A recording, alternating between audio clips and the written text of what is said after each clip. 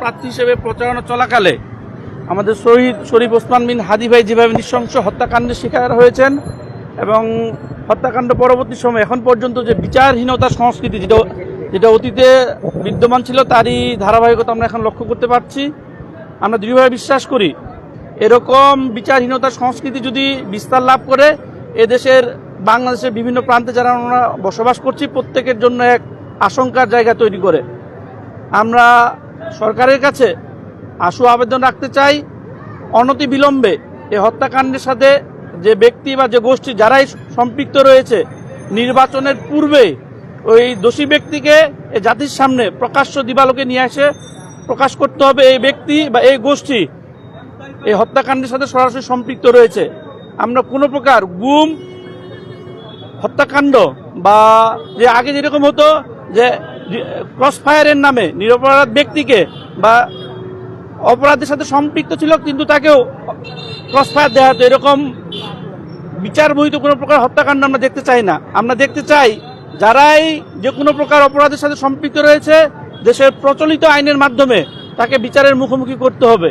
এদেশের প্রত্যেকটি মানুষের জানমালের নিরাপত্তা নিশ্চিত করতে হবে।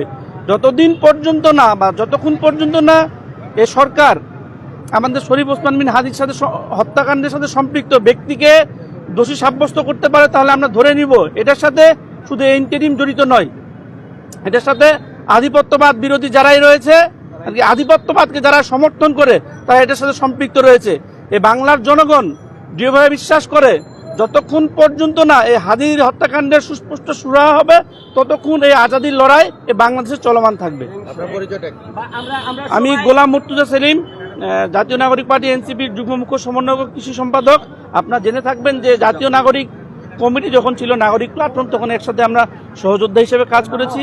শরীফ ওসমান বিন হাদি এবং আমি একসাথে জাতীয় নাগরিক প্ল্যাটফর্ম 5 আগস্ট পরবর্তী সময় যে প্ল্যাটফর্মে যাত্রা হয় নাগরিকদের সেখানে আমরা একসাথে সম্পৃক্ত হই। তিনি আমার রাজপথে সহযোদ্ধা ছিলেন। আমরা যেমন 5 আগস্ট পরবর্তী সময় বিভিন্ন রাজনৈতিক সংগ্রামে একসাথে রাজপথে অবতীর্ণ হয়েছি, রাজপথে লড়েছি।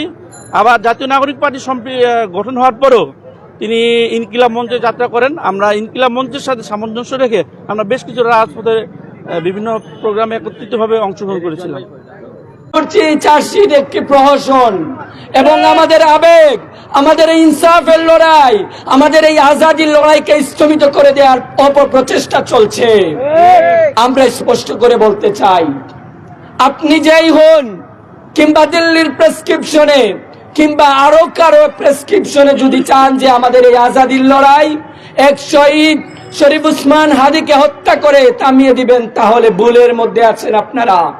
মনে রাখবেন এই শরীফ ওসমান হাদির সন্তান জন্ম নিয়েছে, তার সহযোদ্ধা আছে, একজন যদি বেঁচে থাকে ইনশাআল্লাহ ইনসাফের বাংলাদেশ কায়েম করে আমরা ঘরে ফিরে যাব।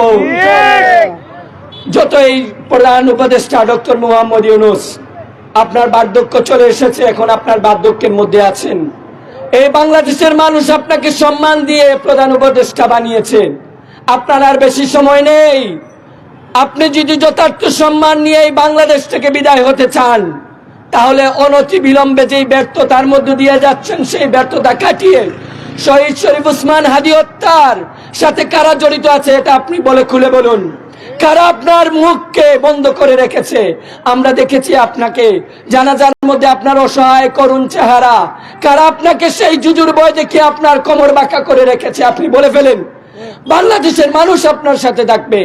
কোন মিলিটারি এজেন্সি, কোন এজেন্সি আপনাকে জুজুর ভয় দেখাচ্ছে? অন্যথায় আপনাকে বাংলাদেশ থেকে বাংলাদেশের মানুষ লাঞ্ছিত করে বিতাড়িত করে দিবে। অতএব সময় থাকতে আপনার শহীদ শরীফ ওসমান হাদি হত্যার বিচার নিশ্চিত করুন, অন্যথায় আমরা কঠোর থেকে কঠোর কর্মসূচির দিকে যাব। হয়তো আমরা আপনার ঘেরাও বাসভবন ঘেরাও করব, তারপরে স্বরাষ্ট্র উপদেষ্টা, তারপরে সংসদ ভবন। সময় থাকতে শহীদ শরীফ ওসমান হাদি হত্যার বিচার নিশ্চিত করুন এবং বাংলাদেশের